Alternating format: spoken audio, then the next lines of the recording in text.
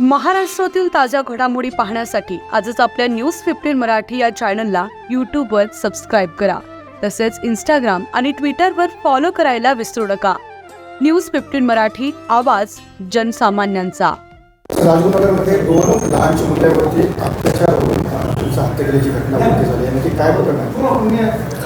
काल दिनांक 25 डिसेंबर रोजी खेड पोलीस स्टेशन येथे नवीन जो कायदा आहे BNNS 137 प्रमाणे म्हणजे पळवून नेणे या प्रकारचा एक गुन्हा दाखल करण्यात आलेला होता.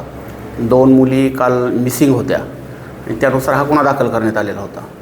त्याच्यामध्ये अधिक तपास केला असता सदर मुलीच्या डेड बॉडी त्या ज्या घरी राहत होत्या त्या घराच्या वरती एक भाडेकरू राहत होते आणि त्याच्या एका टँकमध्ये टाकीमध्ये त्या आढळून आलेल्या होत्या. त्या दृष्टीने अधिक पोलिसांनी तपास सुरू केला आणि तपासामध्ये एक आरोपीचं नाव निष्पन्न झालेलं आहे. त्यांनी सदरचं कृत्य केल्याचं कबूल केलेलं आहे. त्या दृष्टीने अधिक तपास सुरू आहे. सर, त्या खोलीमध्ये 3 जण राहिले होते. यापूर्वी अशा घटना घडल्याचा संशय नातेवाईक व्यक्त करत आहेत. तर इतर याच्यात आरोपी काही निष्पन्न होत आहेत का? ह्या दृष्टीनं तपास सुरू आहे आपला. आतापर्यंत सांगितलं ना की त्या आरोपीनं तो एक आरोपी जो निष्पन्न झालेला आहे आतापर्यंतच्या तपासामध्ये, त्या आरोपीनं सदर मुलीसोबत लैंगिक अत्याचार करून त्यांना त्या जी पाण्याची टाकी होती त्या टाकीमध्ये बुडवून मारलेला आहे. अशा प्रकारचा दोन्ही मुलींना त्यांच्यावरती अतिप्रसंग करण्यात आला काय झालं? आत्तापर्यंतच्या तपासामध्ये तर एका मुलीसोबत त्याने लैंगिक अत्याचार केल्याचं तपासामध्ये निष्पन्न झालेलं आहे. अधिक तपास सुरू आहे आमचा. तर मुली सुरक्षित आहेत का?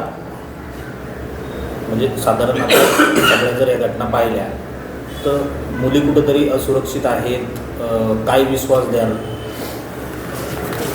मुली पालकांनीही आपल्या स्वतःच्या मुलांकडे लक्ष देणं आवश्यक आहे आणि पोलिसांमार्फत याबाबत जनजागृती सुरू आहे. शाळा कॉलेजमध्ये जाऊन आम्ही याबाबतीत माहिती देत आहोत. आमच्या CWCच्या कमिटी आहे त्या कमिटीमार्फत माहिती दिली जात आहे.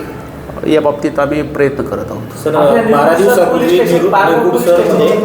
निरगुड सर पोलीस स्टेशनच्या हद्दीमधनं एका मुलाला अपहरण करून संगमनेरला हत्या करण्यात आली. त्या प्रकरणामध्ये आईचा हात असल्याचा काही संशय आहे. काय प्रकरण होतं नक्की ते? त्या बाबतीत तपास सुरू आहे. तपासामध्ये जे पुढं निष्पन्न होईल त्याच्यानुसार कारवाई करण्यात. त्याच्यात आईचा इन्व्हॉल्वमेंट कितपत आहे? माहिती घेऊन मी सांगतो तुम्हाला त्याच्यात. सर, कसं राजगुरू शहरामध्ये शहरीकरण होत आहे, अनेक परप्रांतीय या ठिकाणी राहतात. अशा भाडेकरूंची काही माहिती आहे, काय संकलन केलेलं आहे? भाडेकरूंची माहिती पोलीस स्टेशनला दिली गेली पाहिजे. यापूर्वी आम्ही या संदर्भात नोटिसा दिलेल्या आहेत घरमालकांना. परंतु आता इथून पुढं जे घरमालक या नोटिशीला उत्तर देणार नाहीत त्याच्यावरती सदर त्या कायद्यानुसार गुन्हा दाखल करण्यात येईल.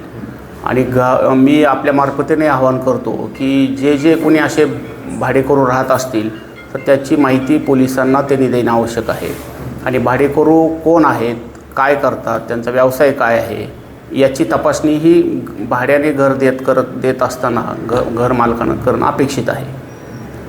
या पद्धतीच्या सूचना यापूर्वी आम्ही दिलेल्या आहेत.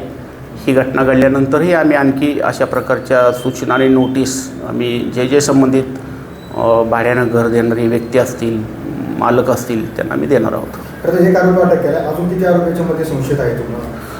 आत्तापर्यंतच्या तपासामध्ये तर रात्रीच घटना घडलेली आहे. पहाटे आम्ही आरोपी पहाटे आरोपी निष्पन्न केलेला आहे. आता तपासाची प्रक्रिया सुरू आहे. खूप अर्ली स्टेज होईल की आम्ही याच्याबाबतीत आणखी काय सांगू, परंतु आतापर्यंतच्या जी काही माहिती आहे त्याच्यानुसार एकच आरोपी आहे. आरोपी ताब्यात आहे. 3 खून होत आहेत आपल्या ह्या परिसरामध्ये 15 दिवसामध्ये, ते अल्पवयीनांचे आणि असे त्याला संदर्भ लागत आहेत. सुरक्षा कुठंतरी ऐरणीवर आहे का? पोलीस कमी पडतायत का? अशा प्रकारचं आपण म्हणू शकणार नाही, कारण जरी झालं त्याच्यामध्ये पोलिसांनी कुठं कमतरता केलेली आहे असं कुठं नाही. ज्यावेळेस आपल्याला घटना कळली त्यावेळेस तात्काळ आपण त्याच्यामध्ये दखल घेतलेली आहे. आरोपी रात्रीचंच तो निष्पन्न झालेला आहे. आता ही जी गोष्ट होती की ज्यावेळेस आम्हाला पोलीस स्टेशनला माहिती आली तात्काळ लगेच त्यांची गुन्हा दाखल करून घेणे, त्याला पळून येणे बाबतीतला त्याचा तपास सुरू केला आणि तपासामध्ये लगेच ह्या गोष्टी पुढे निष्पन्न झालेल्या आहेत. आता याच्यामध्ये नागरिकांनाही सजग राहणं आवश्यक आहे.